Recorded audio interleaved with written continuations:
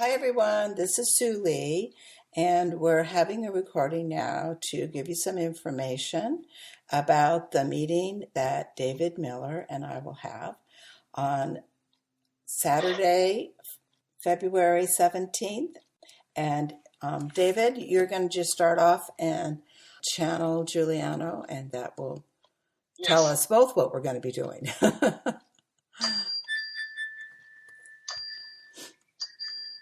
Shalom, shalom, shalom. Greetings. I am Juliano. We are the Arcturians. We teach our Earth Starseed friends from two perspectives. The first perspective is the planetary perspective, and the second is your personal perspective. Today, I want to look more specifically at the planetary perspective and what stage of development the Earth is now in, and what are the conflicts, what are the issues that are needing to be resolved. Everyone knows that the Earth is very polarized, politically, economically, and socially. And also, even from a religious, spiritual standpoint. What is not apparent is that the planet is in a crisis. The crisis is also related to the issue known as the sixth mass extinction. This is the destruction of habitat, oceans, plants, and animals of an unparalleled rapidness that now is occurring throughout this planet. And I say that it is comparable to the mass extinction that occurred during the era of the dinosaurs approximately 66 million years ago. We study planets and we study planetary development. We call ourselves galactic anthropologists because we study primitive planets, we study advanced planets, and we study planets like the Earth that is going through a particular stage of development. We identified 5 stages of development in planetary evolution. And the first stage of development is where the Earth is now, and the Earth is at the end of that first stage of development. In order for the Earth to progress, a resolution of this conflict that I'm going to describe must occur. The conflict is wisdom or spiritual understanding and open heart energy and compassion versus technology. And technology is also defined as military technology. Quite simply, the Earth is at the position in planetary evolution of either destroying itself and destroying the planet, or resolving the issues and moving forward into the next stage of development, which can be described as approaching a great harmony and unity, and even a fifth dimensional harmonization of the polarizations. What is needed to resolve this? Because clearly the technology that has been developed has brought, quote, advancements such as, unquote, computer technology, automobile technology, spacecraft technology, rocket technology, and sophisticated military destructive weapons. The technology that actually began in the Industrial Revolution developed a system known as capitalism, but also developed a religion-based theory that humanity can take what it wants from the planet, that humanity could use whatever it wants, that humanity can dominate the planet, even at the price of ignoring the effects on the habitat, the effects on the other plants and animals, and even the effects of other, quote, lower, unquote, humans who are not in alignment with the predominant view. So this conflict then is also based on a false belief system that man must dominate and control the planet, and man has the right to use the resources in whatever way he wants to for his own personal self-interest. But this leads to a technology out of control. This leads to a military out of control. This leads to the self-destruction of the planet. The opposite, the open-heartedness, the compassion, the spiritual wisdom, is the antidote.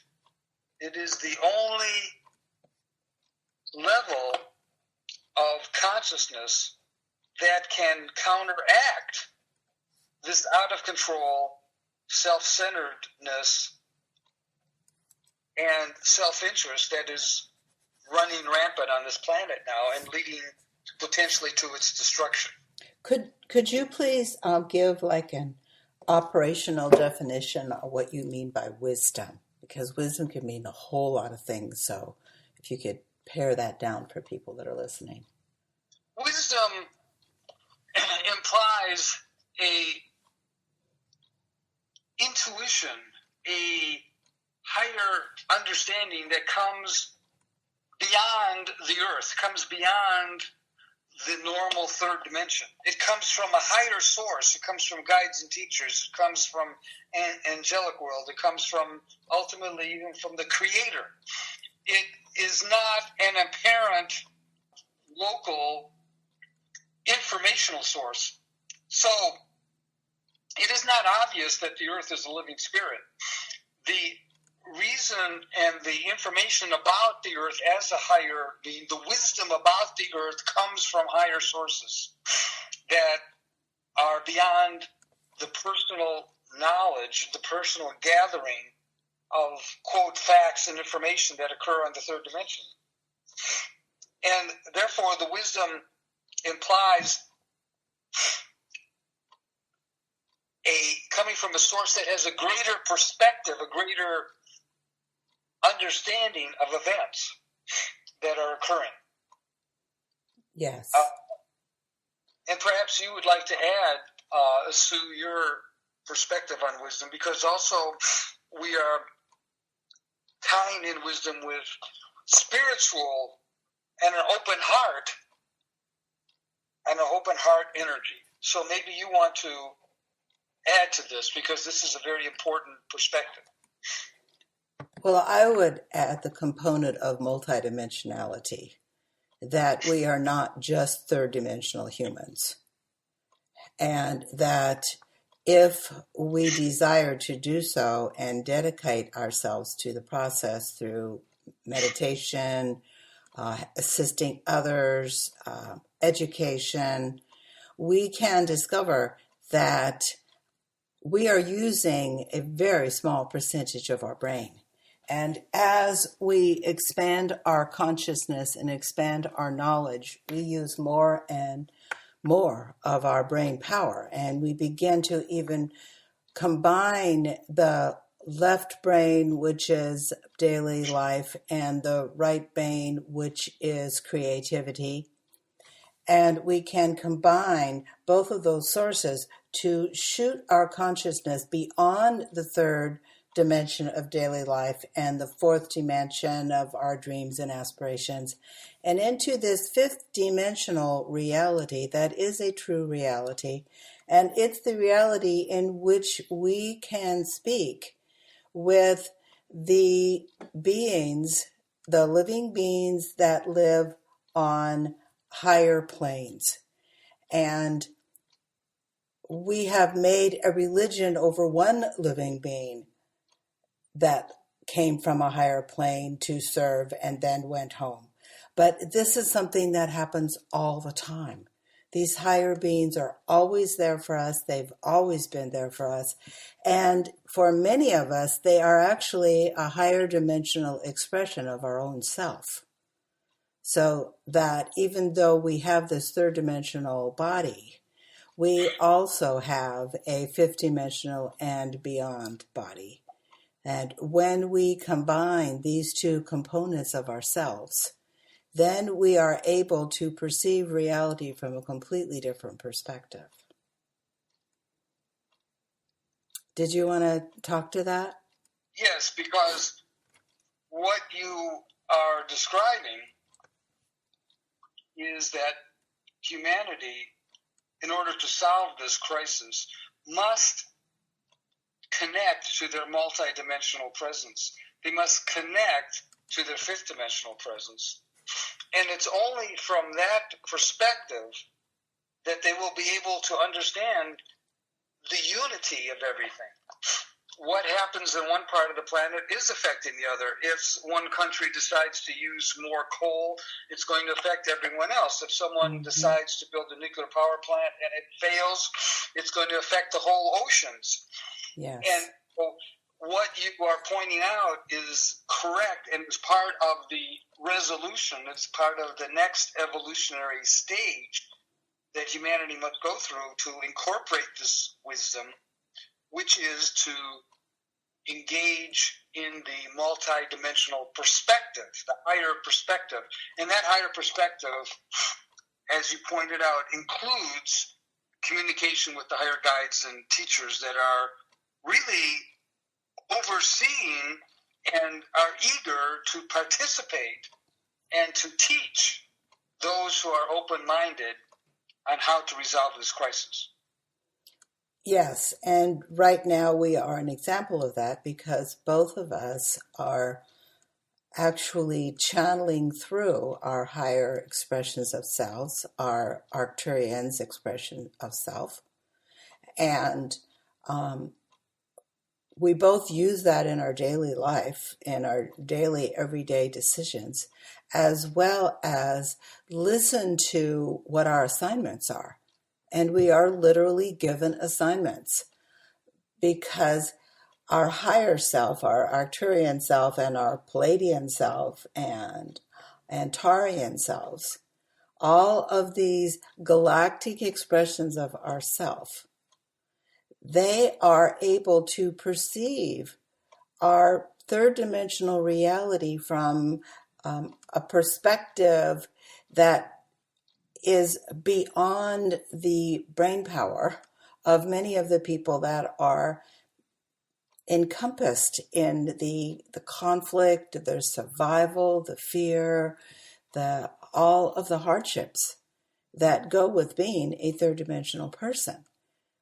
However, when that person is able to call up and channel in their own higher expression of self, and absolutely every person that wants to do that is able to do that. Isn't that right, David? Yes, and I want to address the great perspective you're offering, which is the open heart, key towards fifth dimensional consciousness. Yes.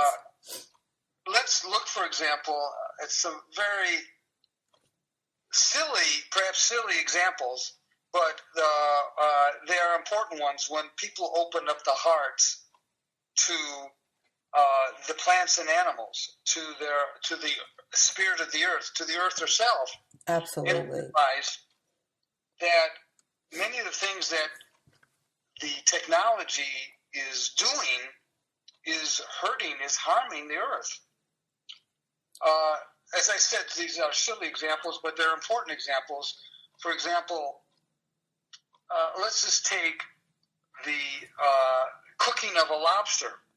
There was a company in New England which is now banning, and this may also be in Europe, in Switzerland and Sweden, banning the boiling alive of lobsters. Yes. They realized that the lobster has sensation. Yes. It actually squeals. It makes a little squealing noise when you put it in the boiling water. It's horrible. They open up their hearts to this. Mm. There is a story now that the German car maker was testing the effects of emissions of diesel fumes on monkeys. Mm. And now someone said, well, isn't this harming the monkey? Why would you do this? So these are examples where somebody opened up their hearts to the pain that, quote, modern technologies may be placing on living beings. But now let's just take this one step further. The Earth is a living being. Absolutely. And now the Earth, with the things that humanity is doing to the Earth, is harming the Earth. But who has the open heart to feel that pain? And that the answer is those who are fifth dimensional, those who are going to higher consciousness, those who are expanding their consciousness, understand that we must teach others to open their heart to the pain and to the damage and to the blockage that is occurring on this planet. Yes, and also there is a quantum leap that humanity must make if they want to keep this planet habitable for humans, is that they have to take away their need for power over and seek for their own power within.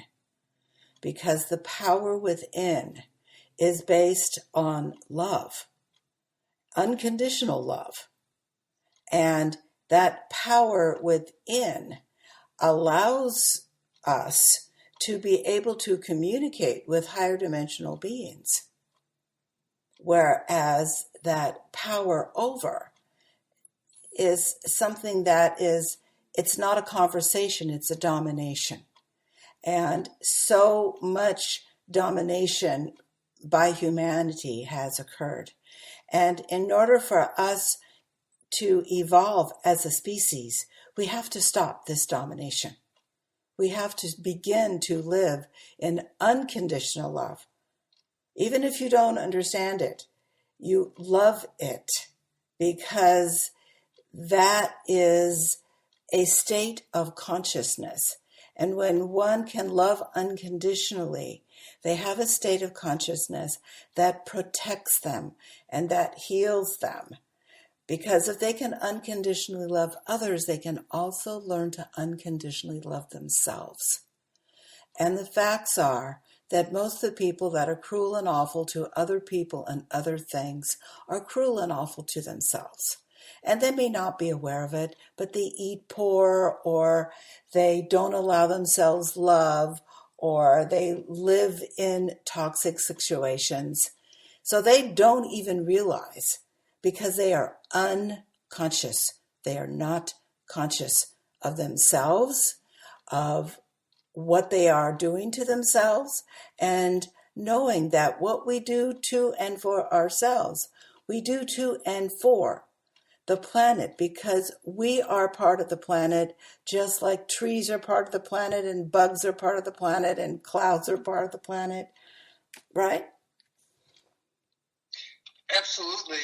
And now, from our perspective, we have visited other planets like the Earth. And please remember, our estimate is there's 5,000 Earth-like planets in this galaxy.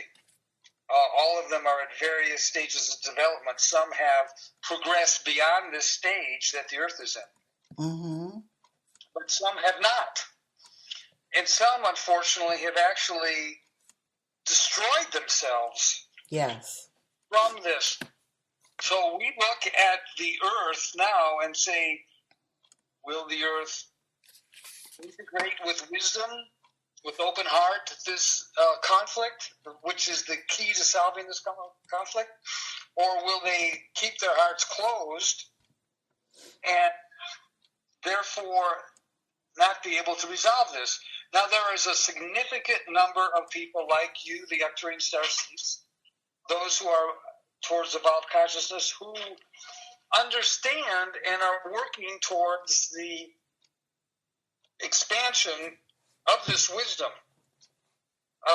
The question is, and how do we ensure that those like yourselves of starseed and higher consciousness influence the planet to the highest level possible, ensuring that this conflict is resolved towards higher unity and higher evolution?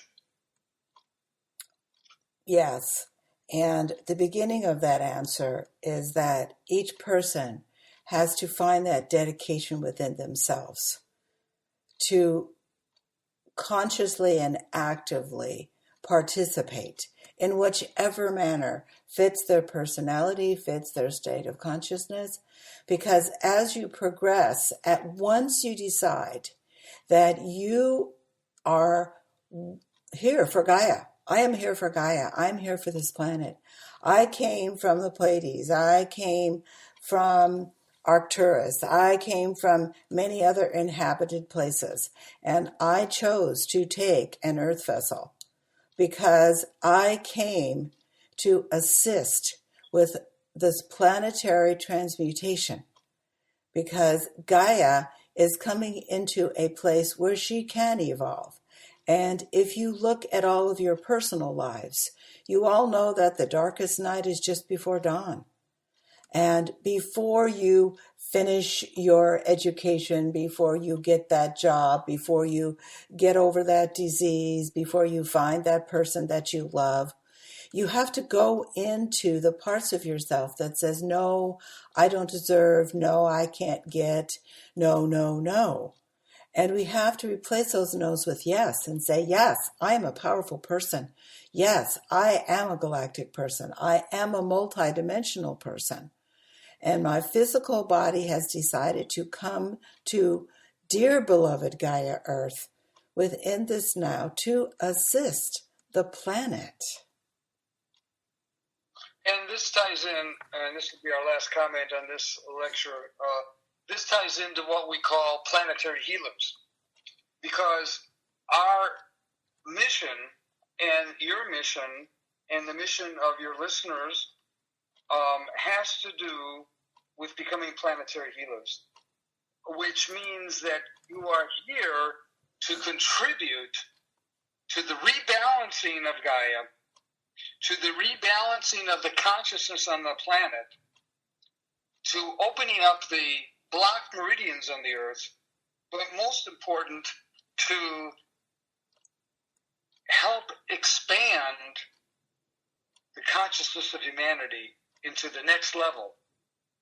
And that next level we call the Omega Man-Woman.